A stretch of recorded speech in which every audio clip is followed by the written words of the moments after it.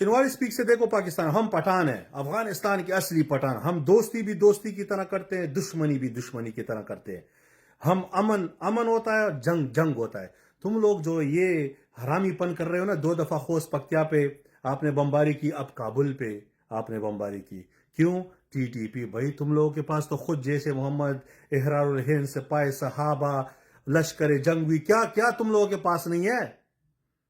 اور آ کے ہم پہ حملے بمباری کر کے ایسے جاؤ گے، ایسا نہیں ہوتا بھائی. ہم لڑیں گے. تم لوگوں نے ہمارے ساتھ پنگا لے لیا ہے اور تمہارا ہی بہت بڑا نقصان ہے. جیسے ہندوستان لمبی جنگ نہیں لڑ سکتا تھا، ان کے لیے نقصان تھا، اب تم لوگوں کے لیے نقصان ہے، کیونکہ تم لوگ قرض دار ہو. جنگ کے لیے قرضہ لینا پڑے گا، اور بھی لینا پڑے گا، اور بھی تمہارے حالات خراب ہو گئے. ہمارے لیے تو کوئی مسئلہ نہیں ہے بھائی. ہمارے پاس وہ امریکہ وغیرہ کا چوڑا بہت سارا اسلحہ ہے، فضول ہر جگہ پہ پڑا تھا، کوئی کام ہی نہیں آ رہا تھا. اب ہم تمہارے خلاف اس کو استعمال کریں گے. ہمارے ویسے بھی جو فوج تھی وہ تو ساری رسٹی ہو گئی تھی. جیسے وہ کرکٹ میں آپ کو ریگولر کچھ پریکٹس کرنا پڑتا ہے نا، وہ پریکٹس نہیں ہوئی تھی تو رسٹی ہو گئی تھی. اب تم لوگوں پہ جپٹ پڑی، تو یہ ہم اس سے نہیں ڈریں گے. اب تم لوگ پھر آؤ گے، کوئی بمباری اور کوئی مسئلہ نہیں ہے بھائی. ہم نے ساری زندگی لاشیں اٹھائی ہے، ساری زندگی ہم نے قبرستانوں میں گزارا کیا. یہ کوئی مسئلہ ہمارے لیے نہیں ہے. اس لیے ہمیں جنگ کرنی بھی آتی ہے، ہمیں امن کی بھی قدر کا پتہ ہے. 50 سال سے ہم لڑے ہیں بھائی. 1 2 3 سال امن تھا.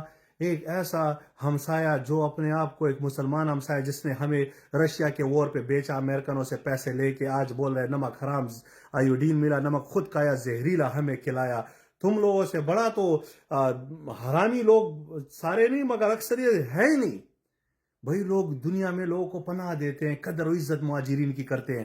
40 سال سے لوگ وہاں پہ رہ کے، 50 سال سے رشتہ داریاں کر کے سب تم یہاں سے جاؤ. بھائی امریکہ میں 10 سال یا اس سے کم سے سٹیزن شپ دے دیتے ہیں.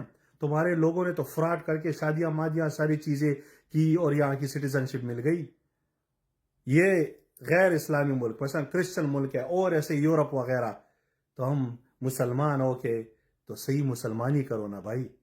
اپنے ہمسائے کی عزت کرو. باڑ تم لگاتے ہو، فوج تمہاری زیادہ ہے، ہر جگہ پہ تمہارے لوگ ہیں، وہاں سے آ رہے تو تمہارے اندر 50,000 چیک پوسٹوں سے کیسے گزر رہا ہے؟